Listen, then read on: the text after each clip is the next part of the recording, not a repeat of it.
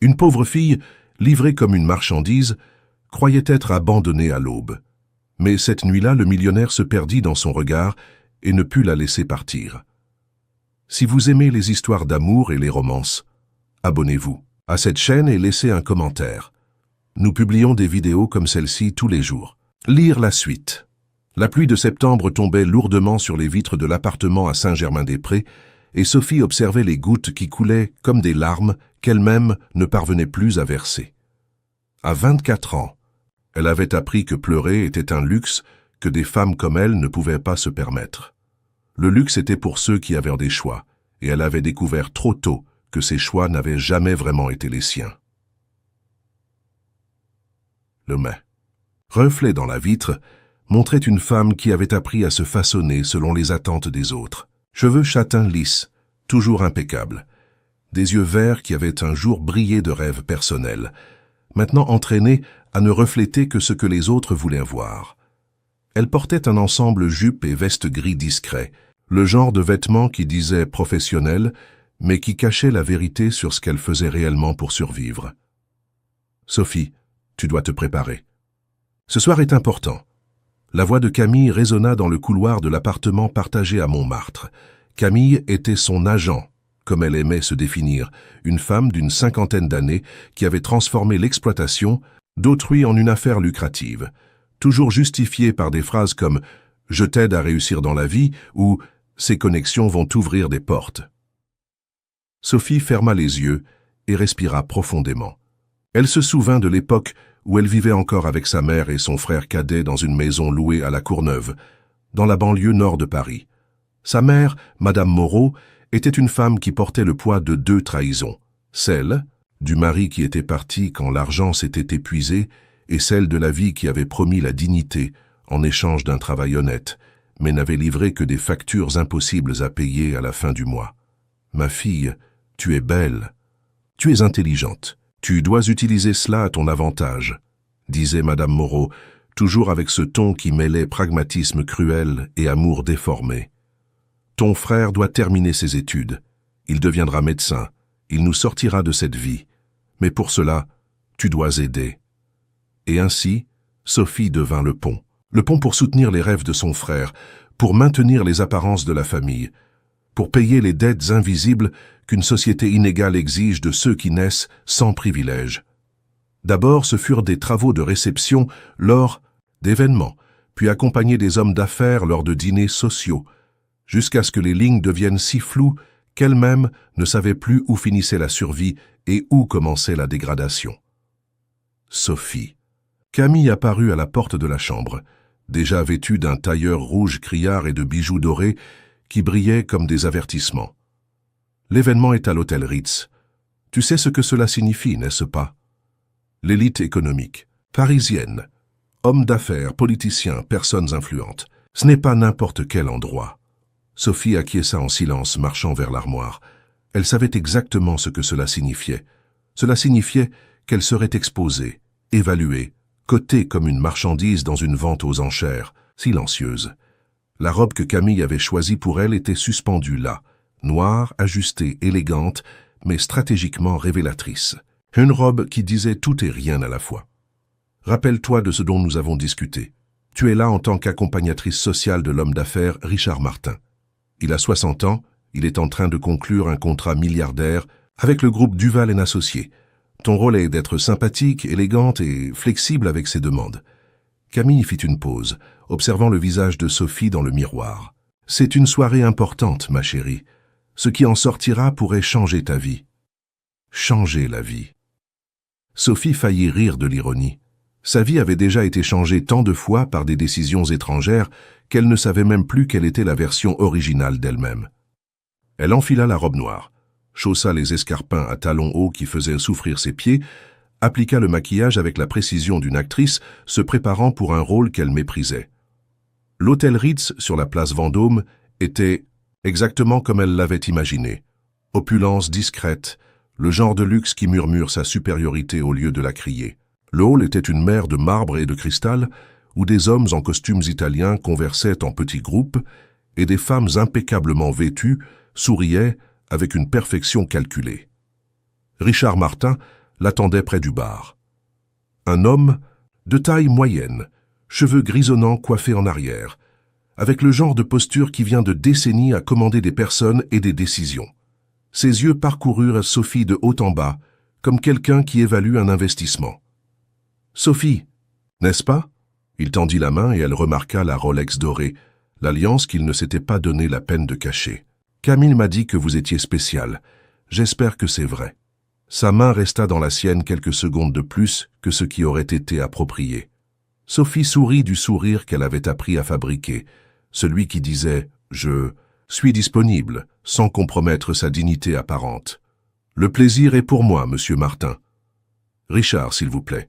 Aujourd'hui, nous sommes intimes. » Il rit de sa propre plaisanterie, posant sa main dans le dos de Sophie pour la guider vers la salle principale. « Allons-y, j'ai quelques personnes importantes à vous présenter. » La salle de réception était pleine.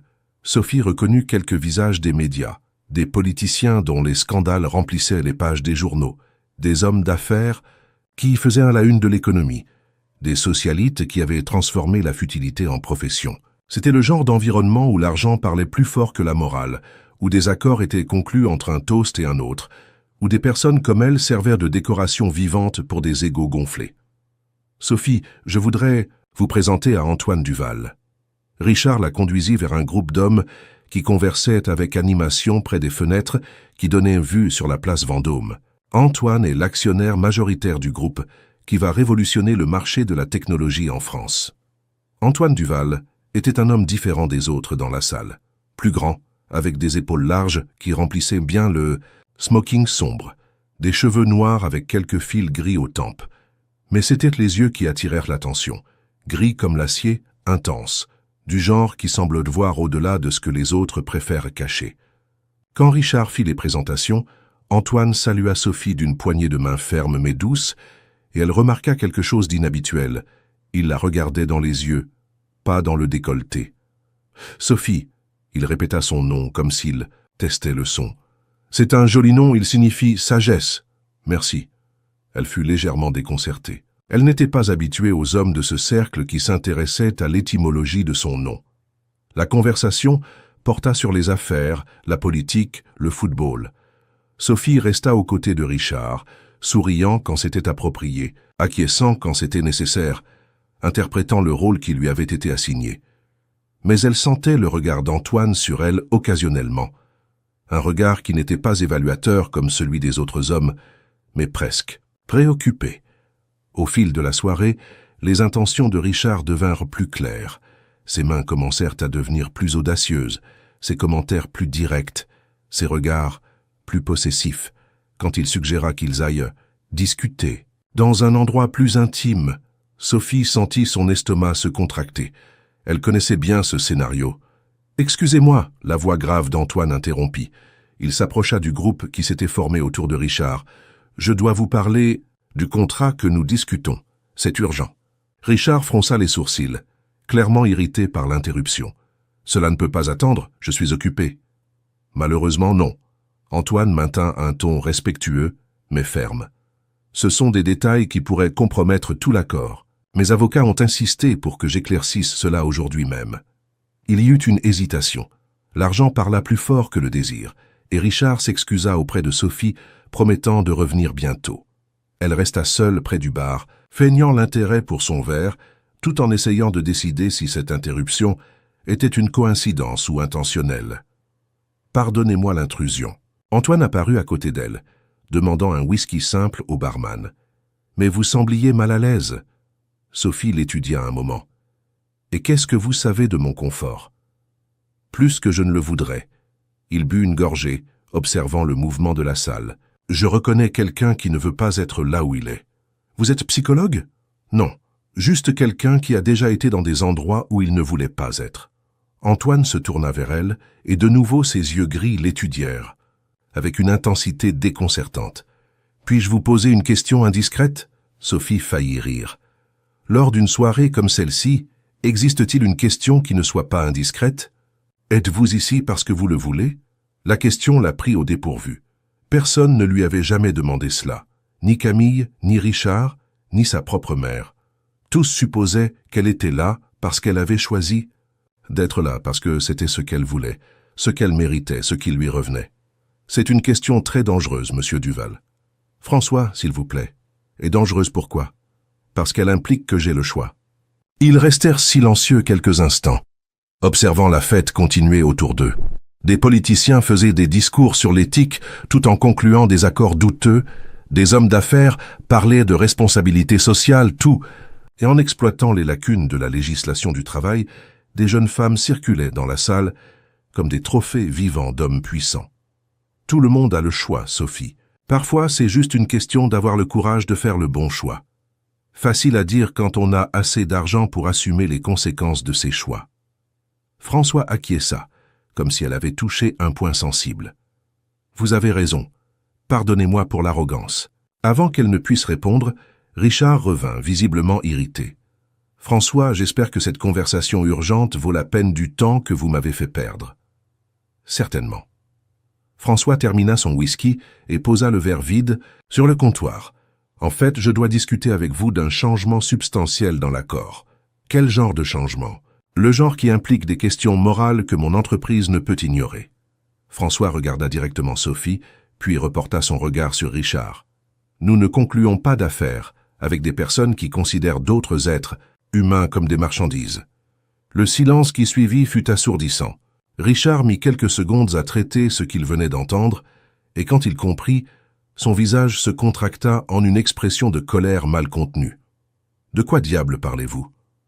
Je parle du fait que vous utilisez cette jeune femme comme monnaie d'échange dans des négociations commerciales. Je parle du fait que c'est non seulement immoral, mais aussi illégal. » Richard regarda autour de lui, vérifiant si quelqu'un d'autre écoutait la conversation. « Vous ne savez pas de quoi vous parlez. Sophie est ici parce qu'elle le veut. C'est une accompagnatrice professionnelle. Et si je lui offrais 500 000 € pour partir d'ici maintenant même, quelle serait votre réaction? » La question résonna comme un tonnerre. Sophie sentit ses jambes vaciller. 500 000 €. C'était plus d'argent qu'elle n'en avait vu dans toute sa vie, plus que sa famille entière ne gagnerait en des années de travail. Richard bégaya. « C'est absurde. Vous ne pouvez pas... »« Je peux, et je le fais. » François sortit son téléphone de sa poche. « Mon avocat peut transférer l'argent maintenant même. La seule condition est qu'elle quitte cet hôtel avec moi en sécurité, et qu'elle ne soit plus jamais obligée d'être dans une situation comme celle-ci. » Sophie regarda Richard, puis François, se sentant comme si elle était dans une vente, aux enchères, où elle était simultanément le produit et l'acheteuse. Mais il y avait quelque chose de différent dans la proposition de François. Il ne parlait pas de la posséder, de ce qu'il attendait en retour. Il parlait de sécurité, de choix. 500 000 €, Richard répéta, calculant mentalement. C'était une somme impossible à refuser, même pour quelqu'un habitué aux grandes affaires. Pour la sortir d'une situation dégradante et lui donner la possibilité de reconstruire sa vie comme elle le souhaite, ajouta François. Sans obligation envers moi, sans contrat, sans dette. Sophie trouva enfin sa voix. « Et pourquoi feriez-vous cela ?» François la regarda longuement. « Parce que toutes les personnes méritent d'avoir de vrais choix, et parce que je reconnais le courage quand j'en vois un. » Quel courage? Le courage de rester debout même quand tout autour de vous essaie de vous faire tomber. Richard intervint, réalisant qu'il perdait le contrôle de la situation. « Sophie, vous n'avez pas besoin d'écouter cette folie. Nous avons un accord. » 1. Accord fait avec qui? Demanda François. Avec elle ou avec la personne qui l'a amenée ici? La question exposa la vérité crue. L'accord avait été fait avec Camille, pas avec Sophie. Elle n'était que la marchandise échangée, pas la personne effectuant la transaction. Sophie commença mais s'arrêta. Toute sa vie, elle avait vécu pour satisfaire les attentes des autres, pour être ce qu'ils avaient besoin qu'elle soit. Maintenant, pour la première fois, quelqu'un lui demandait de choisir ce qu'elle voulait être. « Vous n'avez pas besoin de décider maintenant, » dit François gentiment. « Mais si vous voulez sortir d'ici avec moi, je promets que ce sera votre choix ce qui se passera ensuite. Complètement votre choix. » Elle regarda autour de la salle, vit les visages des hommes puissants qui la voyaient comme un objet jetable, les femmes qui la jugeaient sans connaître son histoire, sentit le poids de la main possessive de Richard sur son bras. Puis elle regarda François qui attendait sa réponse sans pression, sans attente autre que l'espoir qu'elle choisisse la liberté. « D'accord, dit-elle, sa voix dépassant à peine un murmure. « J'accepte. » Le transfert fut effectué là même, dans le salon de l'hôtel Ritz, avec Richard observant incrédule, tandis que François instruisait son avocat par téléphone. 500 000 € furent déposés sur un compte dont Sophie ne savait même pas qu'il existait. Un compte que François avait fait ouvrir à son nom pendant l'appel. « L'argent est à vous, » dit-il quand il raccrocha. « Totalement à vous. Vous pouvez en faire ce que vous voulez. » Sophie quitta l'hôtel dans une sorte de transe. François appela une voiture et pendant le trajet jusqu'à l'appartement à Saint-Germain-des-Prés qu'il dit qu'elle pourrait utiliser, elle resta silencieuse, essayant de traiter ce qui venait de se passer. « Ça n'a pas de sens, dit-elle finalement, quand la voiture s'arrêta devant un immeuble élégant sur la rue de Rivoli. Qu'est-ce qui n'a pas de sens? Un étranger? Qui paie un demi-million d'euros pour sortir une inconnue d'une mauvaise situation, sans rien attendre en retour.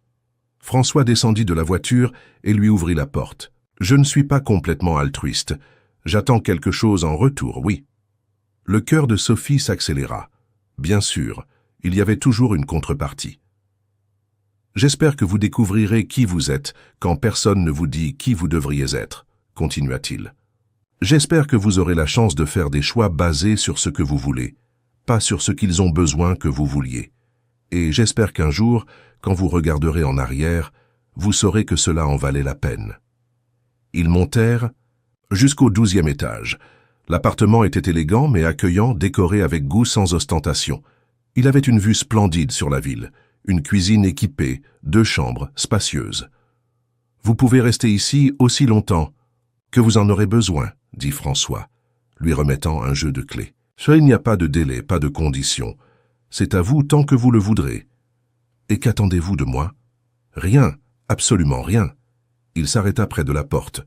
« Mais si un jour vous voulez discuter, si vous avez besoin d'aide pour découvrir ce que vous voulez faire de votre vie, si vous voulez simplement prendre un café sans engagement, mon numéro est là sur la table. » Quand la porte se referma derrière lui, Sophie se retrouva seule dans un appartement plus luxueux que n'importe quel endroit où elle avait vécu, avec plus d'argent en banque que sa famille entière n'en avait jamais possédé, et pour la première fois de sa vie, avec la liberté de choisir ce qu'elle ferait ensuite.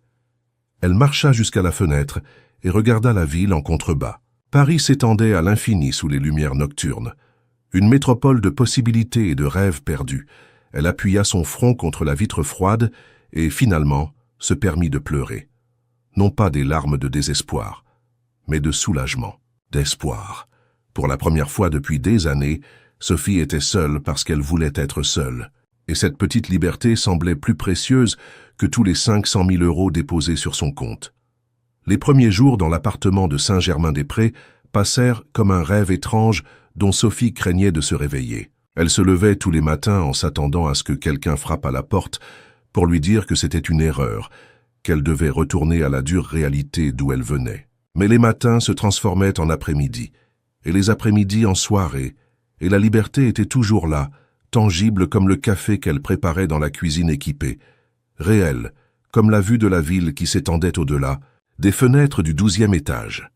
François n'apparut pas pendant toute une semaine. Sophie trouva sa carte de visite sur la table du salon, accompagnée d'un billet manuscrit qui disait simplement « Utilisez ce temps pour vous redécouvrir, sans hâte ».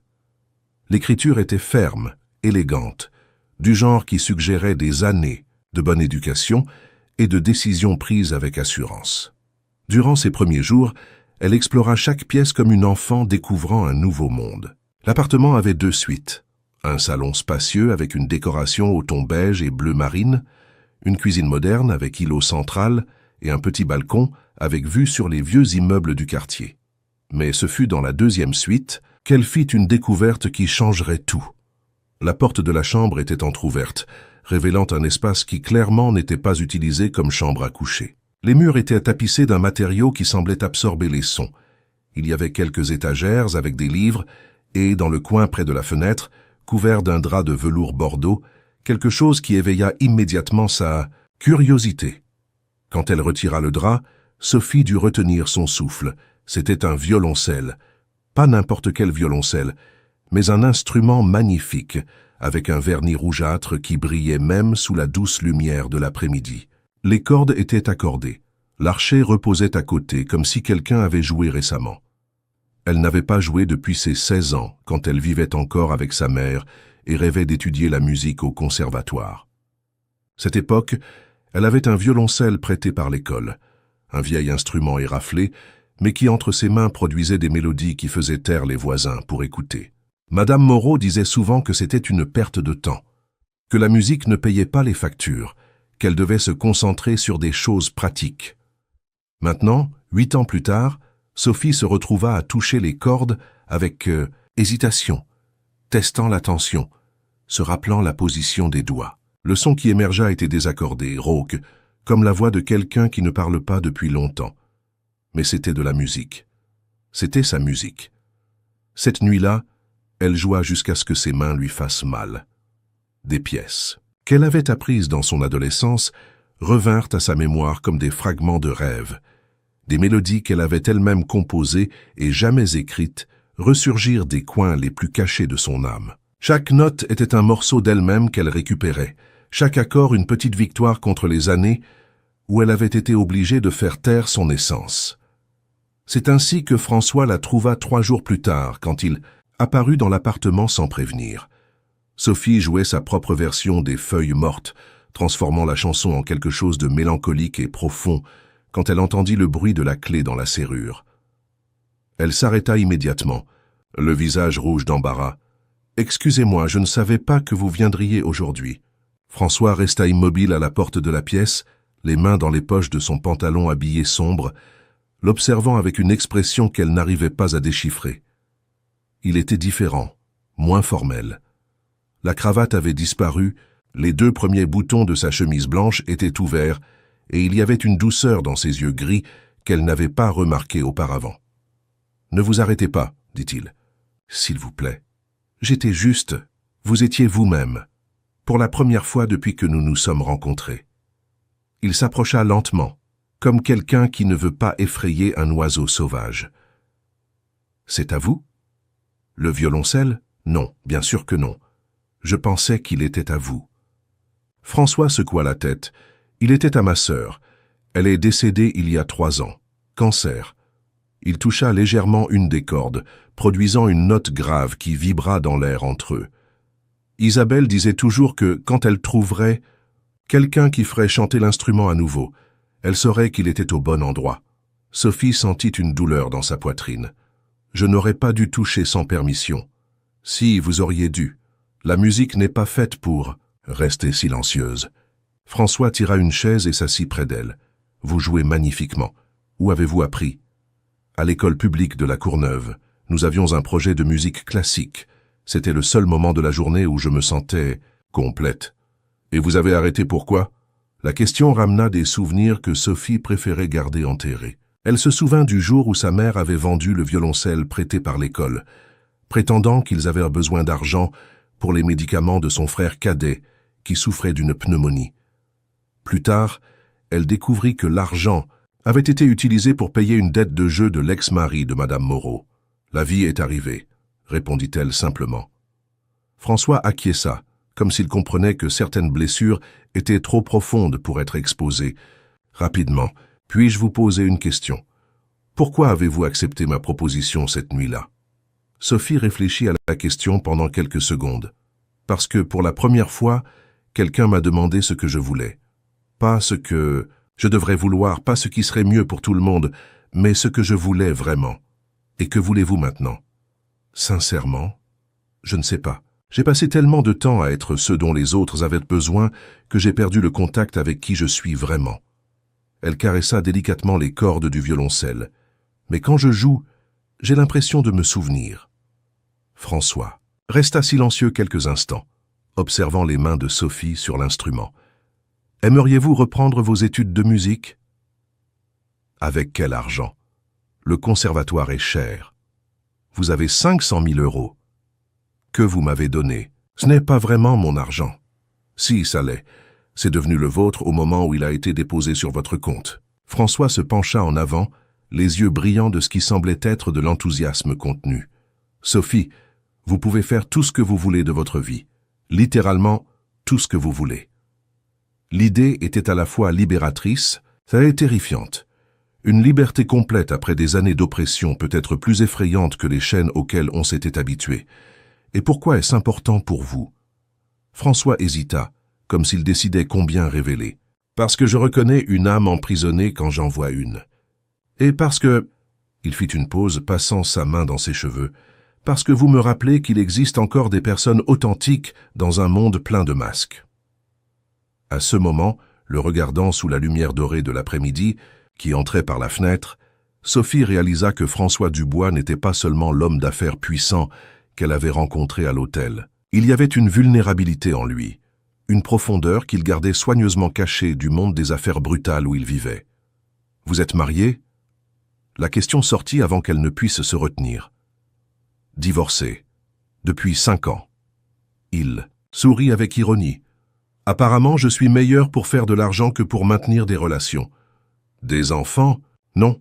Mon ex-femme disait toujours que je serais un mauvais père parce que je ne savais pas exprimer mes émotions.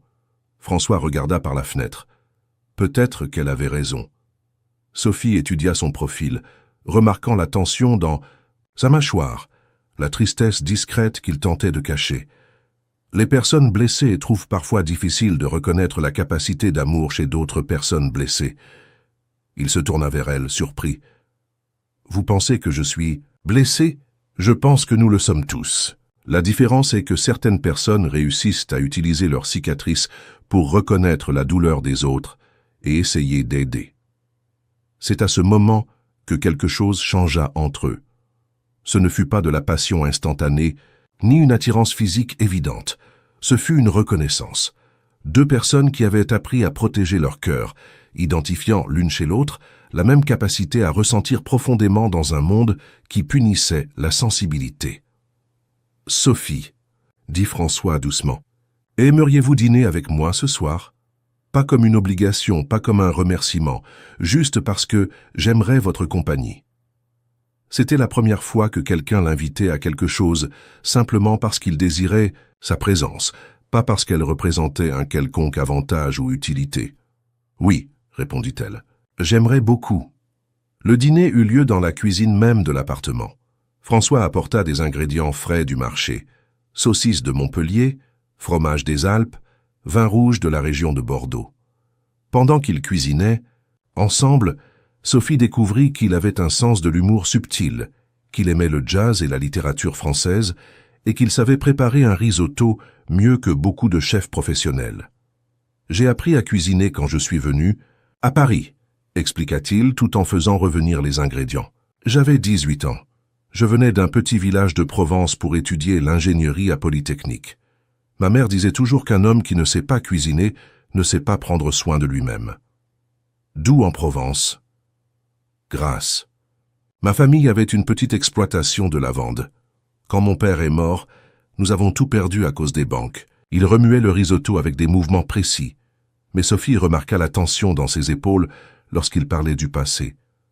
Je suis venu à Paris avec 2 tenues et le rêve de construire un empire. Et vous avez réussi. J'ai obtenu de l'argent et du pouvoir. Je ne sais pas si j'ai réussi à construire quelque chose qui importe vraiment. Pendant le repas, ils parlèrent de livres, de films, de voyages qu'ils aimeraient de faire. François raconta les 2 années qu'il avait passées en Europe à développer ses affaires. Et Sophie parla de son vieux rêve de connaître Vienne, ville natale de certains de ses compositeurs préférés. « Vous pourriez y aller maintenant, » dit-il. « Vous avez l'argent et la liberté pour connaître n'importe quel endroit du monde. Seul, ou accompagné si vous préférez. » Il y avait quelque chose dans la façon dont il dit cela, une invitation non verbalisée, une possibilité qui planait dans l'air comme de la fumée de bougies éteintes. « François » commença-t-elle, mais elle fut interrompue par la sonnerie de son téléphone. Il vérifia l'écran et fronça les sourcils. « Excusez-moi, je dois répondre. C'est mon associé. » La conversation fut à voix basse, mais Sophie put saisir des fragments. « Vous ne pouvez pas être sérieux.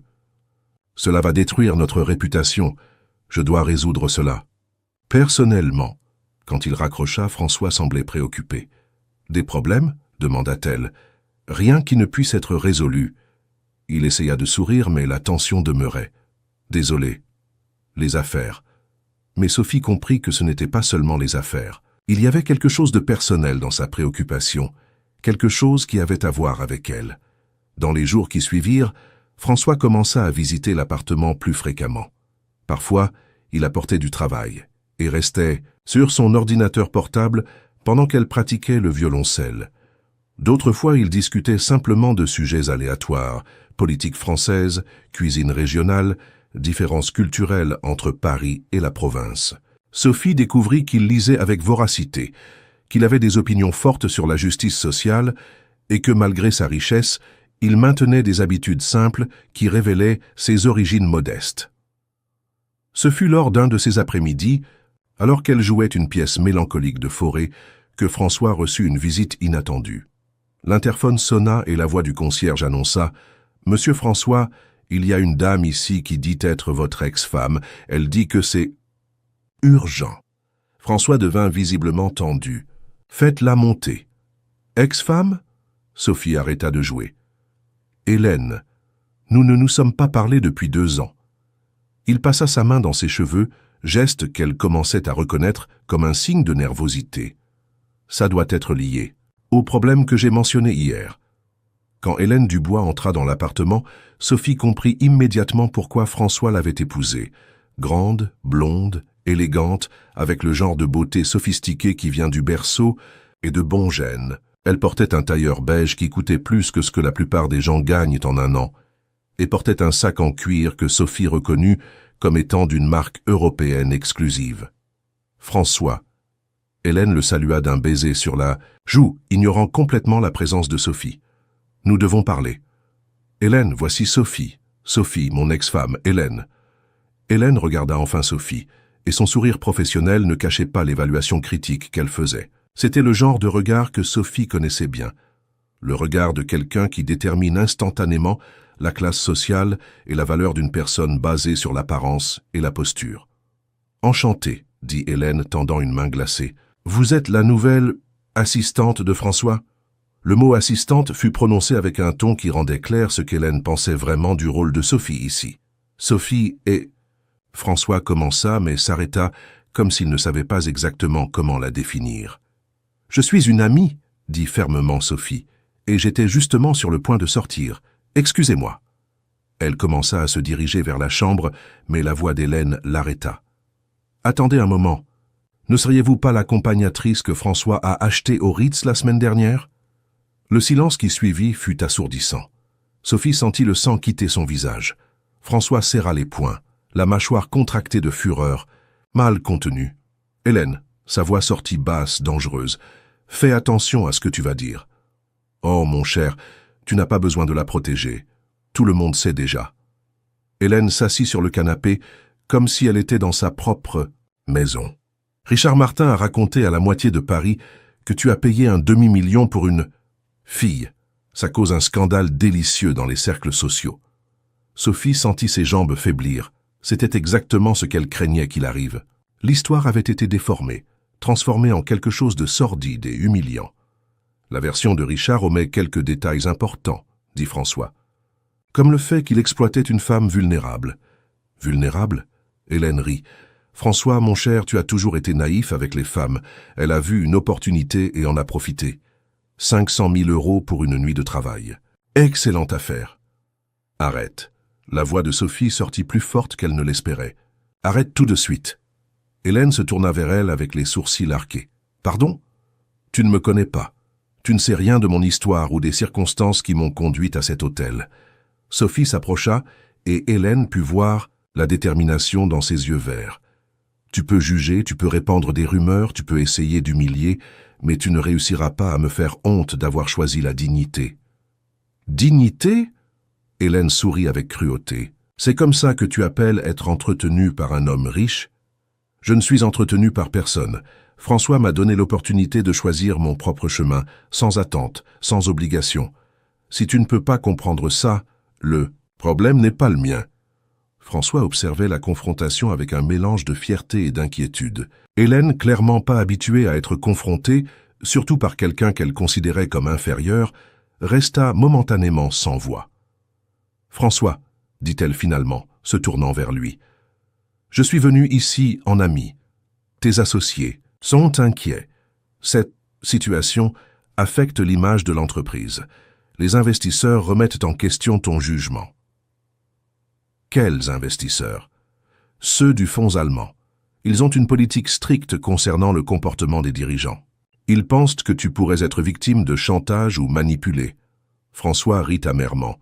Ou ils pensent que j'ai enfin trouvé quelqu'un qui n'est pas intéressé par mon argent. François, sois réaliste.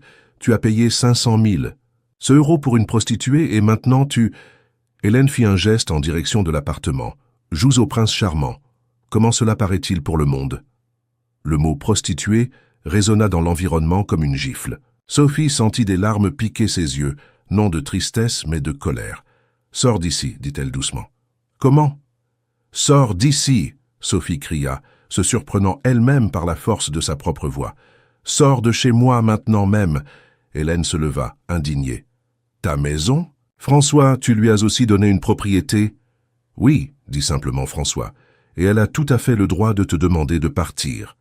Hélène les regarda l'un après l'autre, réalisant qu'elle avait complètement perdu le contrôle de la situation. Tu commets une erreur, François, une erreur qui pourrait coûter ton entreprise. Mon entreprise a survécu à des divorces, des scandales politiques et des crises économiques. Elle survivra aussi à des rumeurs malveillantes. Après le départ d'Hélène, l'appartement fut plongé dans un silence pesant. Sophie s'assit sur le canapé, les mains tremblant légèrement. « Elle a raison, dit-elle finalement. À propos? De quoi? De la façon dont ça paraît, de ce que les gens pensent. » Sophie le regarda, les yeux brillants de larmes non versées.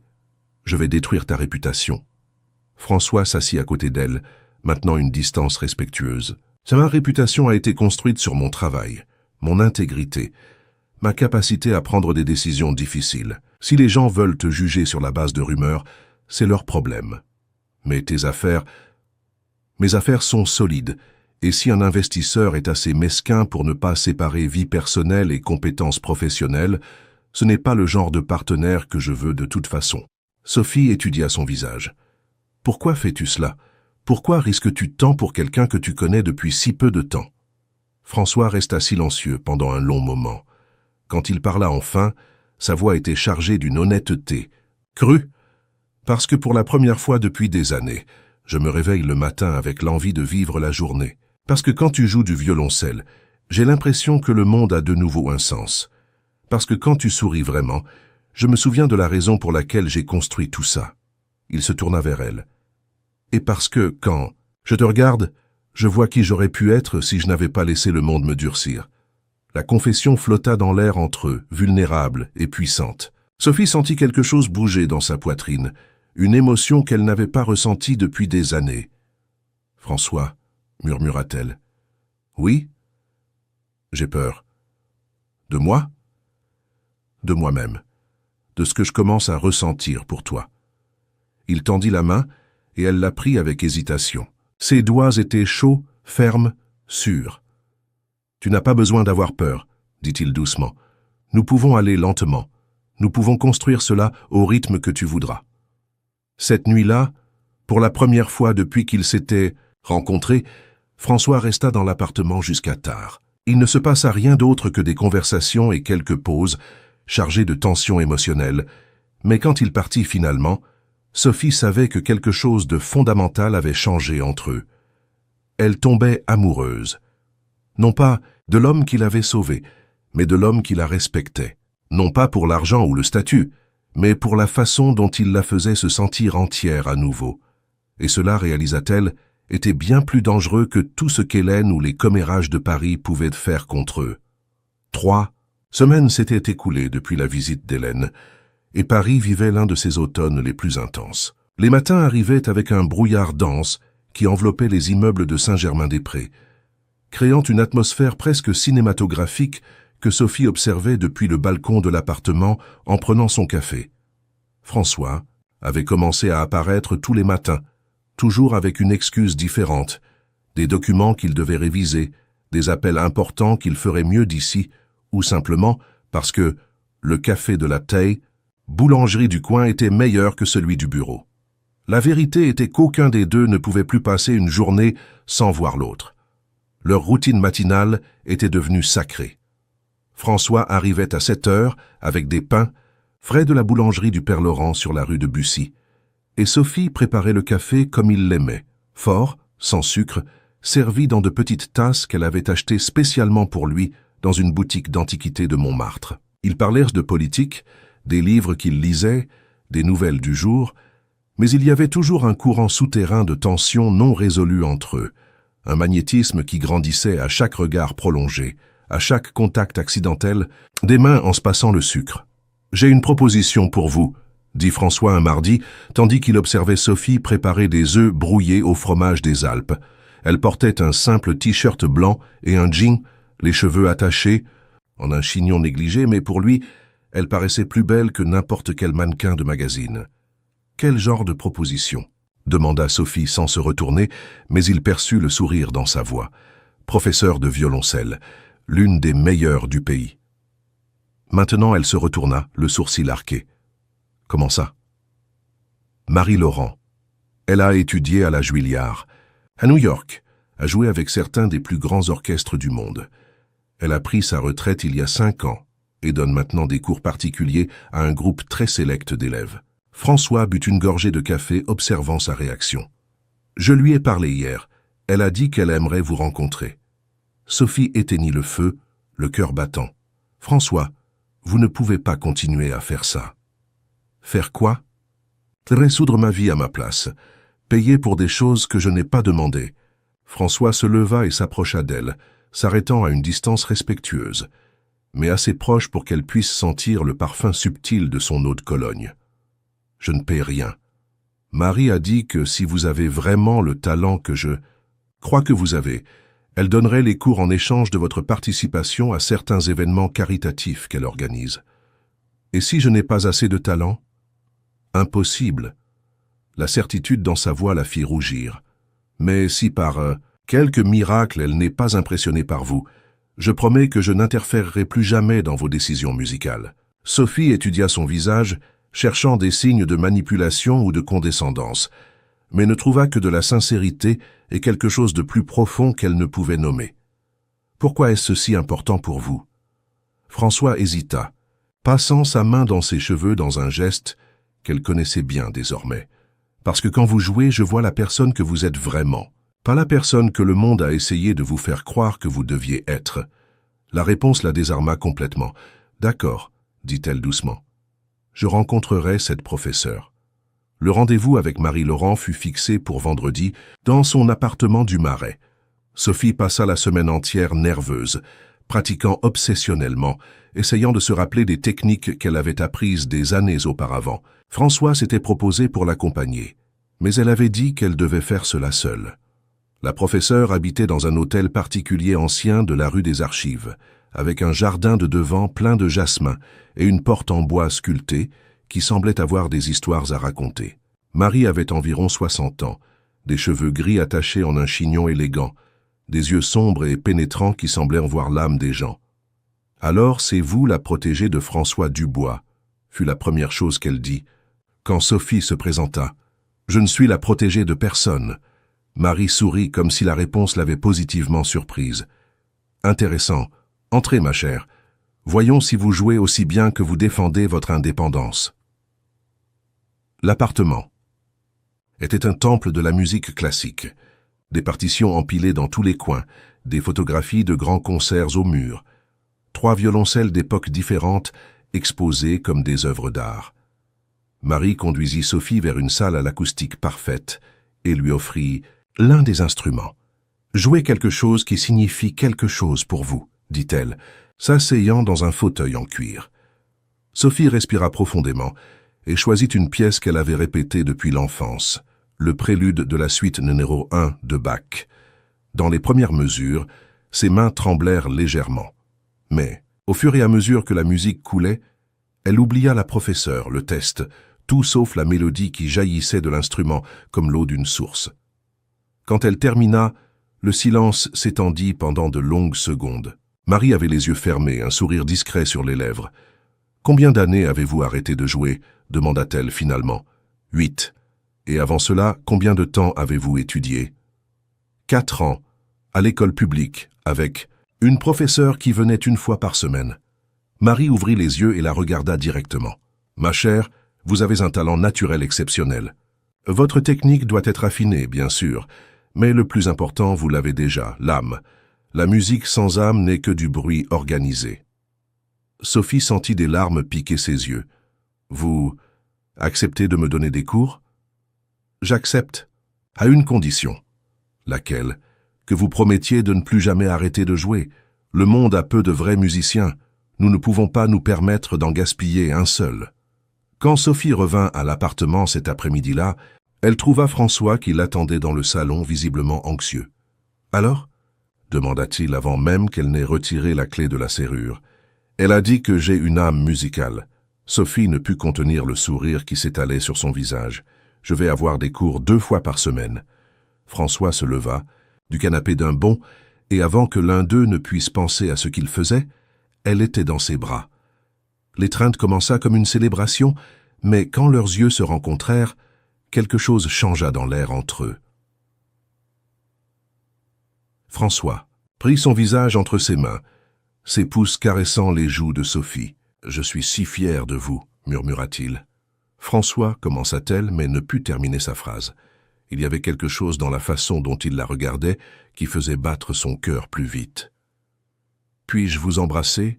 demanda-t-il, la voix rauque d'émotion. En réponse, elle se hissa sur la pointe des pieds, fermant la distance entre eux. Le baiser fut doux au début, hésitant, comme si tous deux testaient les eaux d'un océan inconnu.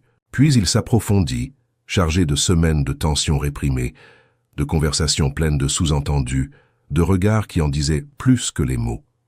Quand ils se séparèrent enfin, ils étaient tous deux à bout de souffle.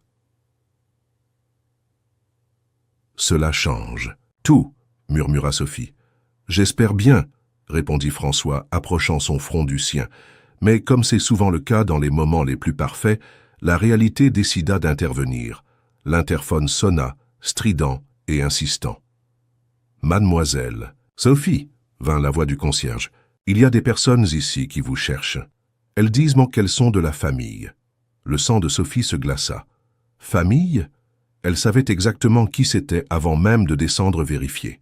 Madame Moreau était dans le hall de l'immeuble, accompagnée de son fils cadet, Thomas, maintenant âgé de 21 ans, grand et mince, vêtu d'un jean usé et d'un t-shirt d'équipe de football. La mère portait sa meilleure robe, qui semblait pourtant déplacée dans l'environnement sophistiqué, et tenait un sac en imitation cuir qui avait connu des jours meilleurs.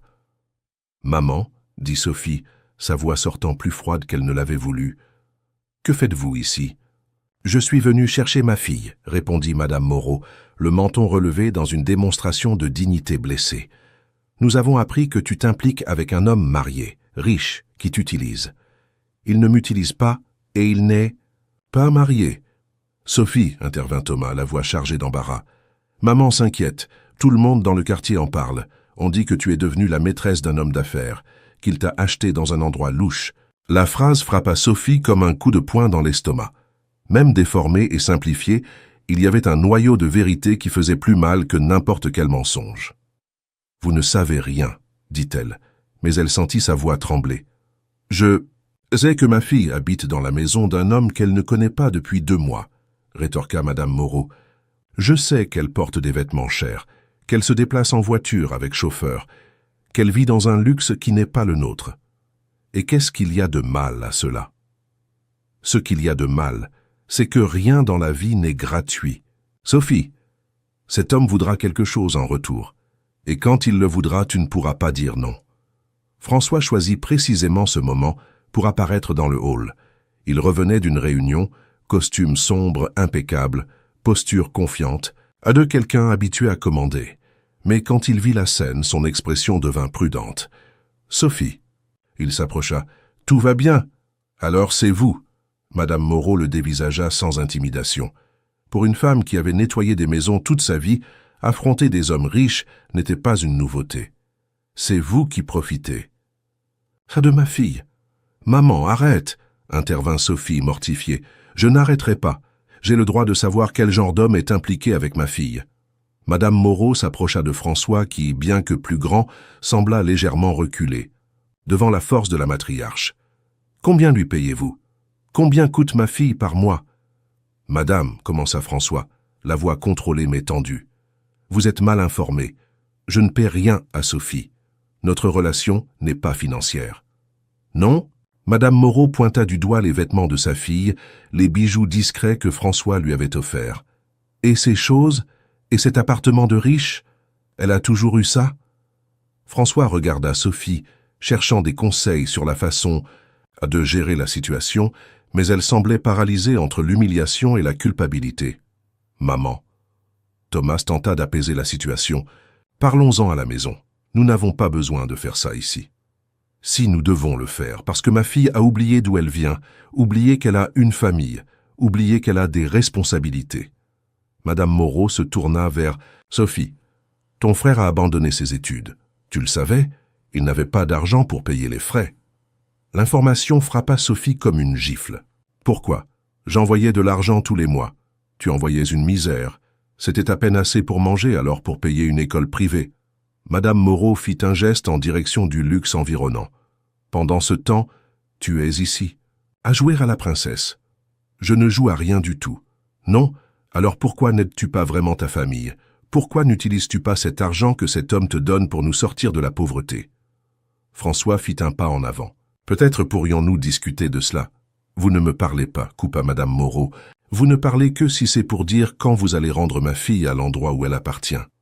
Elle appartient où elle veut être, dit François fermement. Elle appartient avec sa famille, avec des gens qui l'aiment vraiment, pas par intérêt. L'accusation flotta dans l'air comme une fumée toxique. Sophie regarda de Françoise à sa mère, se sentant tiraillée dans des directions opposées par des loyautés conflictuelles et d'anciennes culpabilités. « Maman, vous devez partir, dit-elle finalement.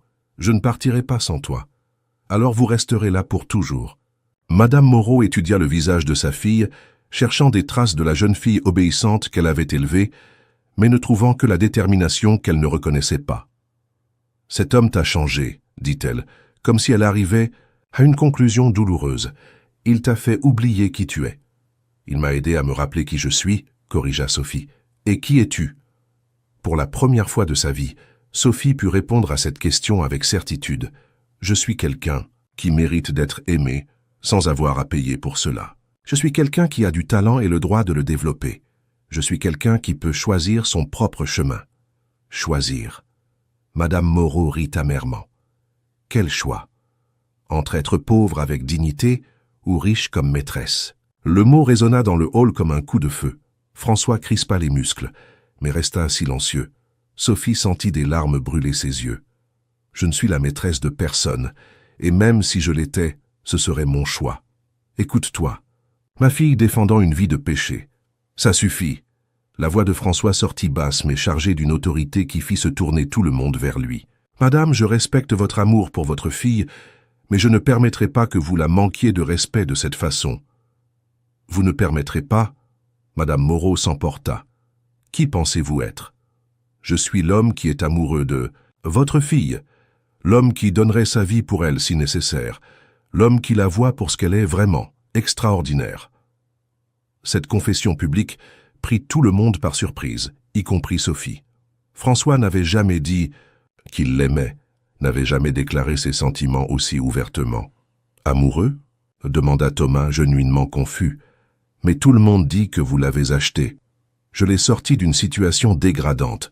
Je lui ai donné de l'argent et la liberté pour reconstruire sa vie, non pas parce que j'attendais quelque chose en retour, mais parce que c'était la chose juste à faire. » François regarda directement Madame Moreau. « Si c'est un crime, je suis coupable. »« Et maintenant » demanda la mère.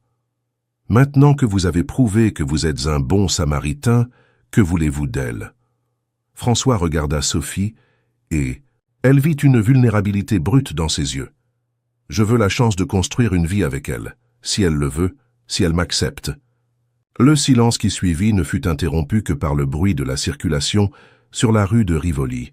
Sophie sentait le poids des regards de tous sur elle, attendant sa réponse à une question qui changerait le cours de leur vie. « J'ai besoin de réfléchir, » dit-elle finalement. « Bien sûr que tu dois réfléchir, » acquiesça rapidement Madame Moreau. « Viens à la maison réfléchir avec la tête claire. » Non, maman, je vais réfléchir ici, seule. Sophie, vous pouvez partir, s'il vous plaît. Madame Moreau essaya d'argumenter davantage, mais Thomas la retint par le bras. Allons, maman. Elle a déjà décidé.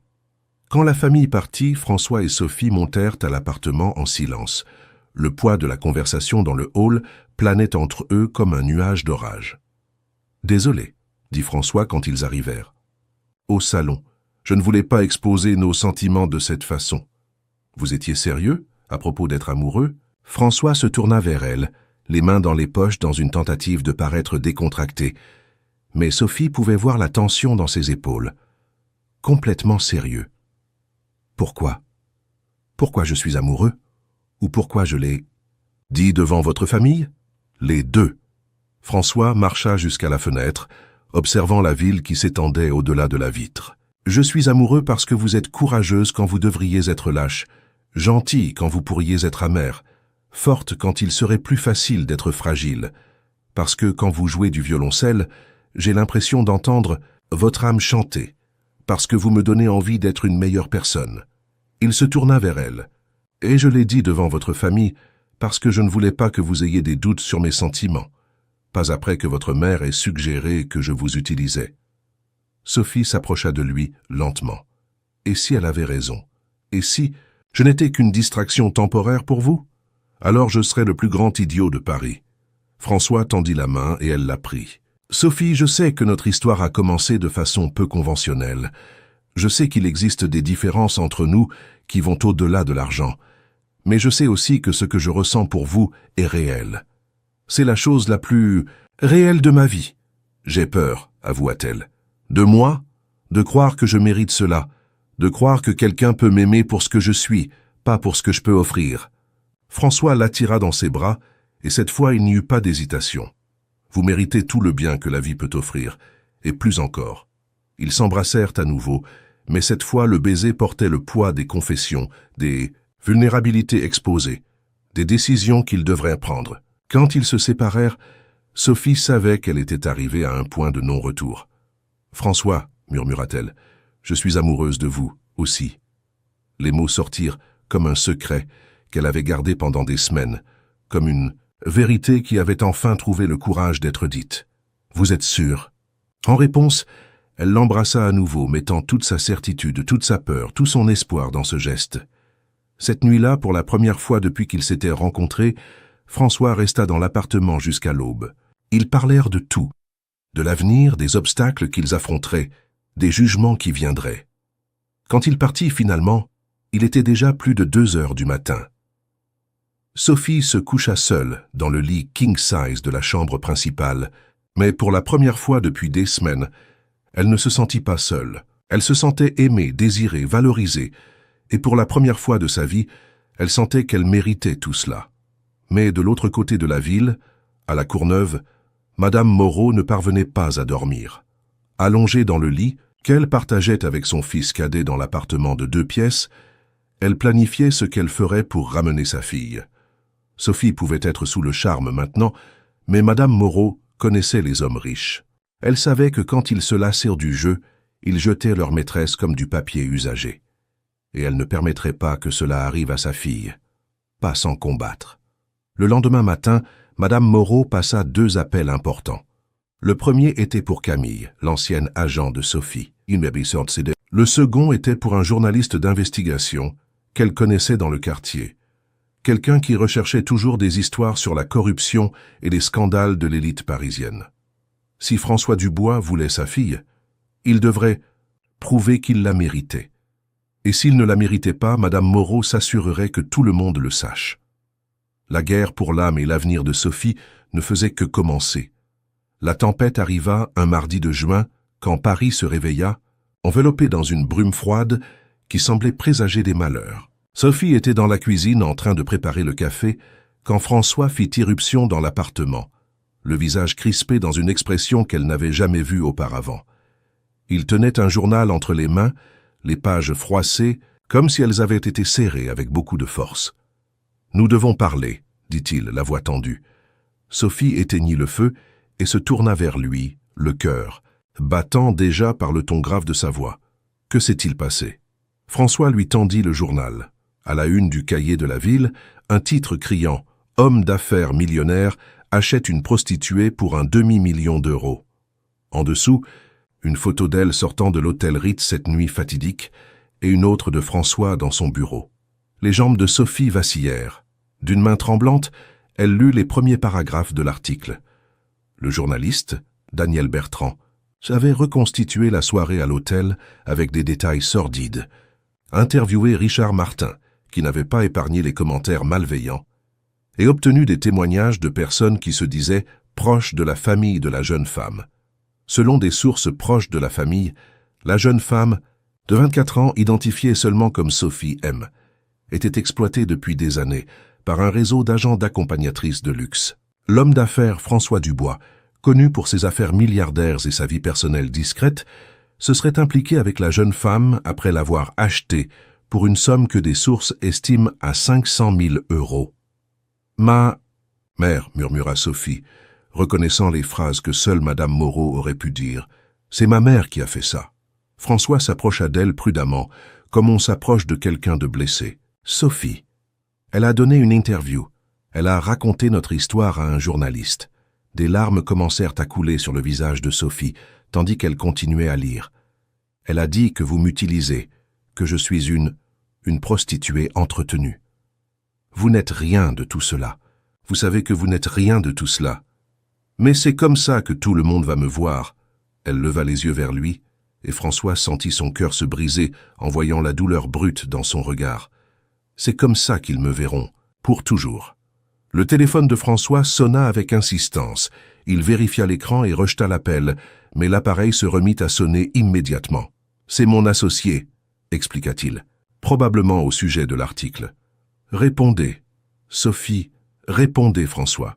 Nous allons affronter cela ensemble, ou nous n'affronterons rien du tout. » François répondit et mit le haut-parleur. La voix d'Étienne Durand, son associé. Depuis 15 ans, résonna dans l'appartement, chargé de panique mal dissimulée. « François, tu as vu le journal. C'est un désastre. Les Allemands veulent annuler le contrat. Les investisseurs sont en panique. Nous avons une réunion d'urgence dans 1 heure. Étienne, respire. Ce n'est qu'un article sensationnaliste. » « Juste un article. » François, c'est à la une, et ce n'est pas tout. Il y en a d'autres qui sortent. Télévision, sites web, réseaux sociaux. C'est devenu un scandale national. Sophie s'éloigna de François, marchant jusqu'à la fenêtre. En bas, dans la rue, elle pouvait voir quelques voitures avec des équipements qui semblaient appartenir à la presse. « François », appela-t-elle doucement, « il y a des journalistes devant l'immeuble. »« Merde !» cria Étienne de l'autre côté, de la ligne. « François, tu dois venir ici, maintenant. Nous devons faire du contrôle des dégâts avant que cela ne détruise tout ce que nous avons construit. »« J'arrive, mais je veux être clair. Je ne vais pas nier ma relation avec Sophie. Je ne laisserai pas qu'on la dépeigne comme la méchante de cette histoire. François, sois rationnel. C'est toute l'entreprise qui est en jeu. » François raccrocha le téléphone et s'approcha de Sophie, qui continuait à regarder par la fenêtre. « Je vais résoudre ça. »« Comment ?»« Je ne sais pas encore, mais je vais le résoudre.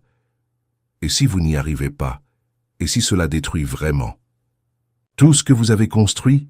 François posa ses mains sur les épaules de Sophie, la forçant à se tourner vers lui. « Alors nous construirons autre chose, ensemble. » François, arrêtez. Arrêtez d'être noble. Arrêtez d'être un héros. Regardez la réalité. Sophie s'éloigna de lui, sa voix s'élevant. « Votre entreprise vaut des milliards. Vous employez des centaines de personnes. Vous avez des responsabilités qui vont bien au-delà de moi. Et vous pensez que je vais choisir l'argent plutôt que vous ? Je pense que vous devriez. » Le silence qui suivit fut brisé par l'interphone. Le concierge informa qu'il y avait plus de journalistes qui arrivaient et que certains résidents se plaignaient de l'agitation. « Je ne peux pas sortir d'ici », constata Sophie. « Je ne peux aller nulle part sans être photographié, poursuivi, humilié. » François sortit son téléphone et fit un appel rapide. « Philippe, j'ai besoin que vous veniez me chercher à l'arrière de l'immeuble. Par le garage, oui, maintenant même. »« Où allons-nous ?»« À ma maison à Deauville, jusqu'à ce que tout cela passe. Fuir ne résoudra rien. Ce n'est pas fuir, c'est nous donner du temps pour réfléchir, pour planifier notre réponse. » Mais pendant qu'ils faisaient rapidement leurs valises, le téléphone de François ne cessait de sonner. Associés, investisseurs, journalistes, même des amis voulant savoir ce qui s'était vraiment passé. À chaque appel, François devenait plus tendu, et Sophie plus convaincue qu'elle était en train de détruire sa vie. La maison à Deauville était un refuge parfait, isolé, entouré de pins, avec une cheminée qui réchauffait autant le corps que l'âme. Mais même la paix de la côte normande ne parvint pas à alléger le poids de la crise qui les avait suivis jusque-là. Pendant 3 jours, ils assistèrent de loin au déroulement du scandale. Émissions de potins à la télévision, articles sur des sites d'information, même sur les réseaux sociaux, l'histoire avait pris vie, grandissant et se déformant à chaque nouvelle version. Sophie était alternativement dépeinte comme une victime innocente ou une opportuniste calculatrice. François comme un sauveur romantique ou un magnate perverti. Les actions de l'entreprise ont chuté de 20%, informa François un matin, après un appel tendu avec Étienne. Les Allemands ont suspendu les négociations. 2 petits investisseurs se sont déjà retirés. Sophie était assise sur le canapé du salon, un livre fermé sur ses genoux, le violoncelle que François avait apporté de Paris appuyé à côté d'elle. Elle avait essayé de jouer plusieurs fois ces derniers jours, mais la musique semblait avoir fui ses doigts. François, cela doit s'arrêter. Ça s'arrêtera. Dès que la prochaine nouvelle sensationnelle apparaîtra, ils nous oublieront. Non, cela doit s'arrêter maintenant. Elle se leva, marchant jusqu'à la fenêtre qui donnait sur la mer. Je dois partir. Comment ça, partir? Je dois sortir de votre vie, officiellement, publiquement. Sophie se tourna vers lui, et François vit une détermination dans ses yeux verts qui l'effraya. Je vais donner une interview disant que notre relation est terminée, que j'ai réalisé que nous étions dans des mondes trop différents. Sophie, non. Je dirais que vous m'avez aidé à reconstruire ma vie, que je vous suis reconnaissante, mais que maintenant je vais suivre mon propre chemin. François se leva brusquement. Vous ne pouvez pas être sérieuse. Je suis complètement sérieuse. Pourquoi? Parce que quelques idiots des médias ont décidé d'inventer une version déformée de notre histoire. Parce que ce n'est pas seulement les médias, François. Sophie explosa, libérant des jours de frustration réprimée. C'est votre entreprise, vos associés, vos investisseurs. C'est ma propre mère qui me traite de prostituée dans le journal. C'est le fait que, peu importe ce que nous faisons, on me verra toujours comme la femme que vous avez achetée. Et depuis quand vous souciez-vous de ce que les autres pensent? Depuis que ça a commencé à détruire votre vie. François marcha jusqu'à elle, la tenant par les bras. Ma vie n'est pas en train d'être détruite. Elle est en train d'être transformée. Pour la première fois en 42 ans, je vis pour quelque chose au-delà du profit à la fin du trimestre. François, non. Maintenant, vous m'écoutez. Sa voix sortit ferme, chargée d'une passion qui fit battre le cœur de Sophie plus fort. J'ai construit un empire financier parce que je pensais que l'argent me donnerait le bonheur. Je pensais que le pouvoir me donnerait un but. Mais savez-vous ce que j'ai découvert? Sophie secoua la tête, des larmes commençant à se former dans ses yeux. J'ai découvert que rien de tout cela n'a d'importance si vous n'avez personne avec qui partager. J'ai découvert que je suis capable d'aimer d'une façon que je ne savais même pas qui existait. Et j'ai découvert que je préfère être pauvre avec vous que riche sans vous. Vous ne savez pas ce que vous dites. Je sais exactement ce que je dis. François prit son visage entre ses mains. Sophie, épousez-moi. Les mots résonnèrent dans la pièce comme un coup de tonnerre. Sophie sentit ses jambes faiblir. Quoi? Épousez-moi maintenant, aujourd'hui. Allons à la mairie la plus proche et officialisons cela. François, vous êtes devenu fou. Nous sommes au milieu d'un scandale national. Exactement pour cette raison. Je veux que tout le monde sache que ce n'est pas une liaison, ce n'est pas un caprice, ce n'est pas une phase. C'est un amour véritable. Sophie s'éloigna de lui, marchant dans la pièce d'un pas nerveux. Cela ne fera qu'empirer les choses. Ils diront que c'était un mariage d'intérêt, que vous essayez de me protéger légalement. Laissez-les dire ce qu'ils veulent. La seule opinion qui m'importe est la vôtre. Et si je dis non? François resta silencieux pendant un long moment. Alors je respecterai votre décision, mais je n'abandonnerai pas notre combat. Avant que Sophie ne puisse répondre, le téléphone fixe de la maison sonna. C'était Marie-Laurent, la professeure de violoncelle. « Sophie, ma chère, je vois toute cette confusion dans les médias. Comment allez-vous? J'essaie de survivre. Ma chère, j'ai une proposition pour vous. L'Opéra de Paris organise un concert de bienfaisance samedi prochain, de jeunes talents de la musique classique. J'aimerais que vous y participiez. Marie, vous avez vu les nouvelles. Je ne peux pas apparaître en public maintenant. Vous le pouvez et vous le devez.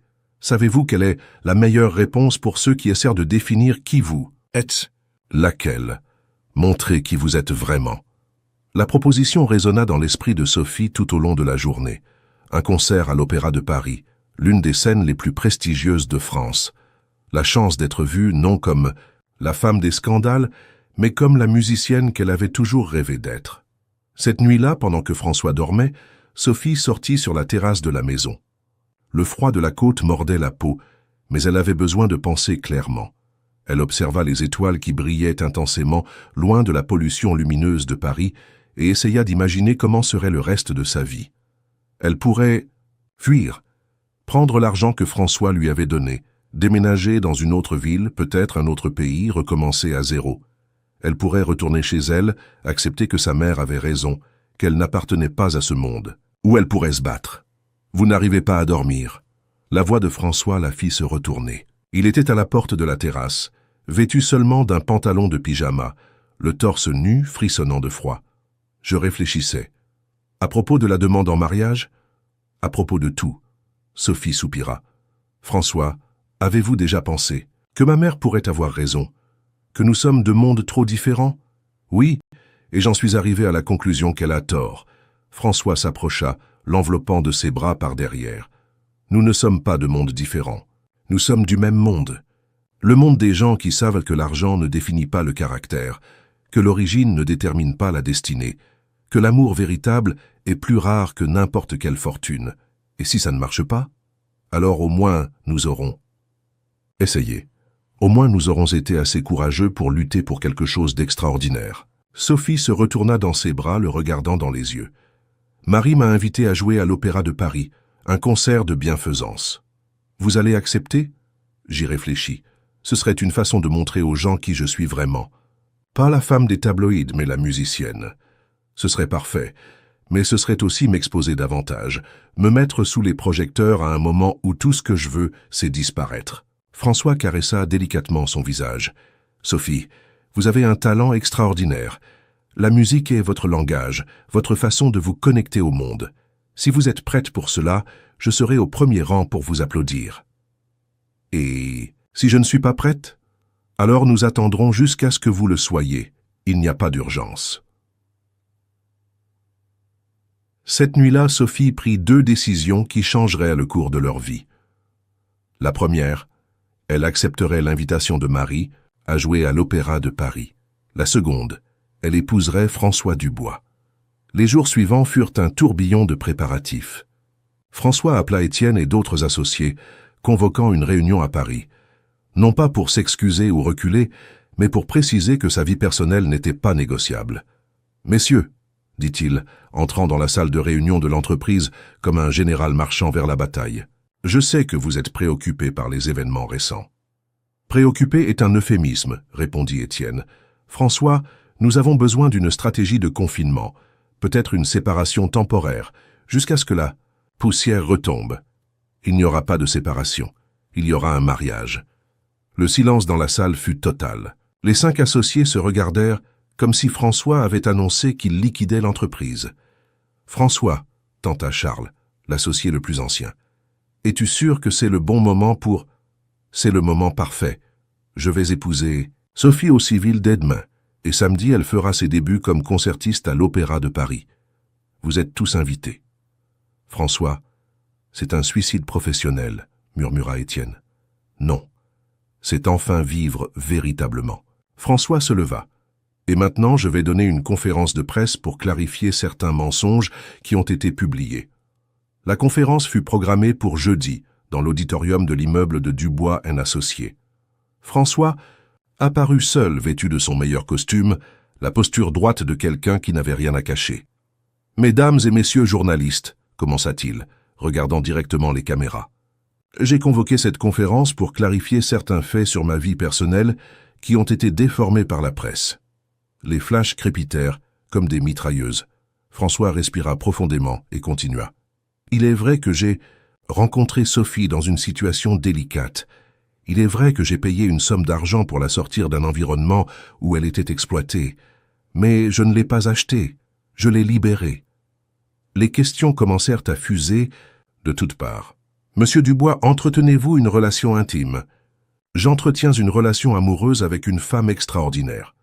Est-il vrai qu'elle était prostituée? Sophie n'a jamais été prostituée. Elle était une jeune femme vulnérable qui a été placée dans des situations qu'elle n'a pas choisies.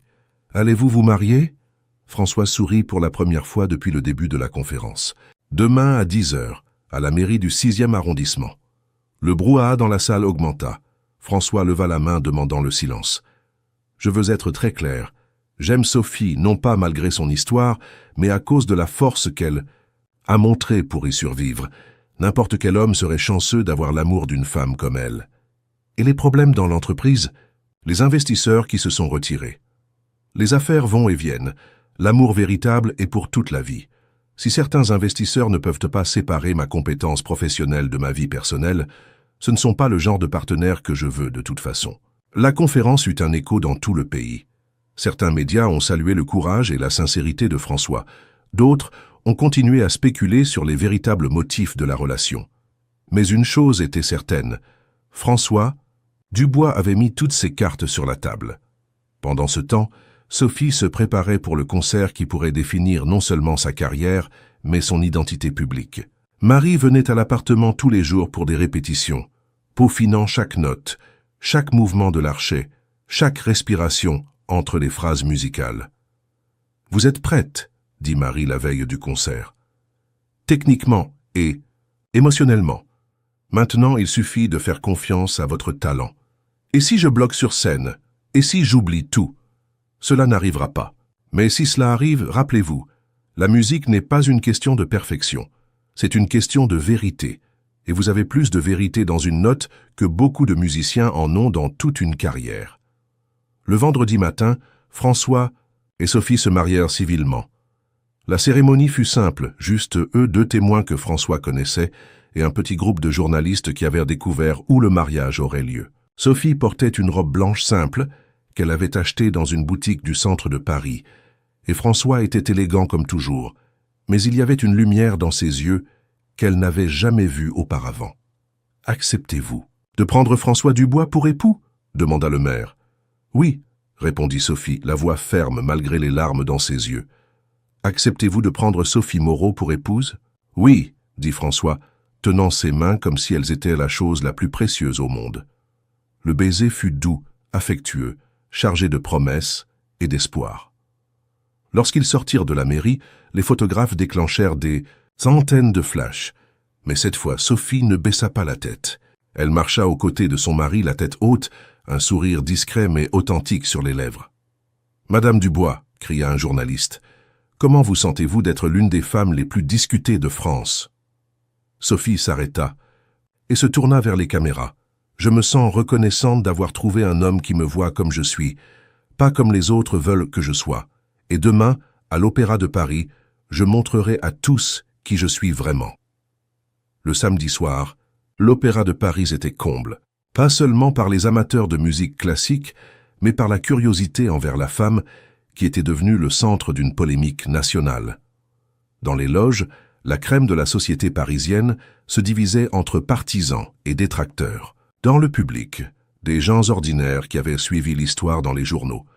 François était au premier rang, vêtu de son smoking impeccable, mais visiblement nerveux. À ses côtés, Marie-Laurence souriait avec la fierté d'une mère sur le point de voir sa fille obtenir son diplôme. Quand Sophie apparut sur scène, un murmure parcourut le théâtre. Elle était resplendissante, dans une longue robe bleu marine, les cheveux attachés en un chignon élégant, le violoncelle en position. Pendant un moment, elle sembla petite et vulnérable sous les puissants projecteurs. Mais quand elle commença à jouer, tout changea. La première pièce fut le prélude de la suite Nehruh 1 de Bach, la même qu'elle avait jouée lors du test avec Marie. Mais maintenant, chaque note portait le poids de son parcours. Les difficultés de l'enfance, l'exploitation, l'humiliation, mais aussi la rédemption, l'amour trouvé, la force découverte. La musique coulait comme un récit autobiographique, racontant son histoire mieux que n'importe quel mot ne pourrait le faire. Le public, initialement divisé entre curiosité et scepticisme, fut progressivement conquis. Peu importait désormais qui était Sophie avant de monter sur cette scène. Ce qui importait, c'était ce qu'elle était devenue. Une véritable artiste, capable de toucher les âmes à travers son instrument. La deuxième pièce était une composition personnelle, quelque chose sur laquelle elle travaillait secrètement avec Marie, une mélodie qui commençait mélancolique, presque triste, mais qui évoluait vers quelque chose de plein d'espoir, lumineux, transformateur. C'était sa musique, son histoire, sa déclaration au monde. Lorsque les dernières notes résonnèrent dans le théâtre historique, le silence dura quelques secondes qui semblèrent éternelles. Puis, commençant par François qui se leva pour applaudir, une ovation retentissante s'empara de la salle. Le public entier était debout, applaudissant non seulement la performance, mais le courage, la transformation, la victoire d'une femme qui avait refusé d'être définie par les circonstances. Sophie s'inclina, des larmes, d'émotions coulant sur son visage. Quand ses yeux rencontrèrent ceux de François dans le public, elle y vit tout l'amour, toute la fierté, toute l'admiration qu'un être humain peut ressentir pour un autre. Après le concert, encore dans les coulisses, Sophie reçut une visite inattendue. Madame Moreau était là, vêtue de son meilleur ensemble, le visage marqué par un mélange de fierté et de remords. « Ma fille, dit-elle simplement, maman. Je ne savais pas que tu jouais comme ça. Je ne t'ai jamais vraiment entendu jouer. » Sophie étudia le visage de sa mère, voyant pour la première fois non pas la femme dure qui la critiquait, mais une femme effrayée qui avait fait ce qu'elle pensait être le mieux avec les moyens dont elle disposait. « Maman, Non, laisse-moi parler d'abord. » Madame Moreau respira profondément. « J'ai eu tort, Sophie, j'ai eu très tort. Je pensais te protéger, mais je t'emprisonnais. Je pensais savoir ce qui était le mieux pour toi, mais je ne t'ai jamais demandé ce que tu voulais. Maman, cet homme, ton mari, il t'aime vraiment. N'importe quel aveugle le verrait. Et toi, tu rayonnes quand tu es près de lui. » Madame Moreau essuya une larme qui insistait pour couler. « Pardonne à ta vieille mère têtue. » Sophie serra sa mère dans ses bras, sentant comme si une vieille blessure commençait enfin à cicatriser. « Toujours, maman. Toujours. » 6 mois. Plus tard, Sophie Dubois était sur la scène de la Philharmonie de Paris. Cette fois non pas comme une curiosité médiatique, mais comme une concertiste respectée. Elle avait sorti son premier album, un mélange de classiques et de compositions personnelles qui figuraient déjà parmi les plus vendus dans la catégorie érudite. François, dans le public, observait son épouse avec le même émerveillement que la première fois. Ses affaires s'étaient complètement rétablies. Les Allemands étaient revenus à la table des négociations après avoir vu les chiffres de l'entreprise rester solides malgré la polémique. De nouveaux investisseurs, impressionnés par l'intégrité dont François avait fait preuve, en ne renonçant pas à ses principes, s'étaient intéressés à des partenariats. Mais plus important que tout, il était heureux. Sincèrement, profondément heureux. Après le concert, à la maison, une nouvelle maison qu'ils avaient achetée ensemble dans le Marais, avec un studio de musique pour Sophie et une bibliothèque pour François, ils s'assirent sur la terrasse, observant le jardin qu'elle avait insisté pour planter elle-même. « Avez-vous des regrets ?» demanda soudainement Sophie, la tête appuyée sur son épaule. « À propos de quoi ? » ?»« D'avoir tout risqué pour moi, d'avoir affronté tout ce scandale. » François embrassa le haut de sa tête. « Vous plaisantez ? C'était la meilleure décision de ma vie. Même en ayant perdu certaines affaires. Sophie, j'ai passé 40 ans de ma vie à accumuler des choses qui ne me rendaient pas heureux. De l'argent, des propriétés, du statut. Mais savez-vous ce que j'ai maintenant que je n'ai jamais eu avant ? Quoi ? Un but. Une raison de me réveiller le matin qui ne soit pas seulement gagner plus d'argent. Quelqu'un avec qui partager les victoires et les défaites. » Il la fit le regarder. Et pour la première fois de ma vie, quand je me regarde dans le miroir, j'aime la personne que je vois. Et j'aime la personne que je suis devenue, dit doucement Sophie. Pas la personne que j'ai été forcée d'être, mais la personne que j'ai choisi d'être. Qui est ? Une femme qui connaît sa valeur. Une musicienne qui n'a pas peur de montrer son âme à travers les cordes. Une épouse qui aime sans craindre d'être vulnérable. Elle sourit. Et quelqu'un qui a finalement compris que parfois, L'amour véritable se présente déguisé en une décision impossible, lors d'une nuit impossible. François rit. Vous parlez de l'hôtel Ritz? Je parle du moment où vous m'avez demandé si je voulais en sortir avec vous. C'était la première fois de ma vie que quelqu'un m'offrait un vrai choix. Et c'était le bon choix? En réponse, elle l'embrassa, mettant dans ce geste toute sa gratitude, tout son amour, toute sa certitude qu'elle avait trouvé non seulement un compagnon, mais son foyer. Cette nuit-là, alors que Paris dormait en contrebas, François et Sophie parlèrent de leur projet d'avenir, l'institut de musique qu'ils voulaient créer pour les jeunes talents des quartiers défavorisés, les voyages qu'ils feraient ensemble, les rêves qu'ils construiraient côte à côte. « François, » dit Sophie, alors qu'ils étaient sur le point de s'endormir. « Merci. »« Pourquoi ? De m'avoir vu quand j'étais invisible, de m'avoir aimé quand je ne savais pas que je méritais d'être aimé, d'avoir lutté pour nous quand il aurait été plus facile d'abandonner. »« Merci. À vous, » répondit-il, la serrant plus fort contre lui, « de m'avoir appris que vraiment aimer n'est pas protéger quelqu'un du monde. C'est donner à cette personne les outils pour conquérir le monde seul. Et c'est ce que nous avons fait, n'est-ce pas? Nous avons conquis le monde. Non, mon amour, nous avons créé notre propre monde. Un monde où le passé ne définit pas l'avenir, où l'amour véritable triomphe toujours, et où deux personnes qui se complètent peuvent affronter n'importe quelle tempête. Et c'est ainsi, enlacés dans les bras l'un de l'autre, que François et Sophie s'endormirent cette nuit-là. Non pas comme l'homme d'affaires milliardaire et la jeune femme qui l'avait sauvé, mais comme deux âmes qui s'étaient trouvées au bon moment, qui s'étaient choisies au moment le plus difficile, et qui avaient construit ensemble une histoire qu'aucun scandale, aucune pression sociale, aucune différence d'origine ne pouvait détruire. Une histoire d'amour véritable, du genre qui transforme les personnes, qui surmonte les barrières, qui prouve que parfois les contes de fées existent, non pas parce qu'ils sont parfaits, mais parce qu'ils sont réels, et réels étaient exactement ce qu'ils avaient choisi d'être, ensemble, pour toujours.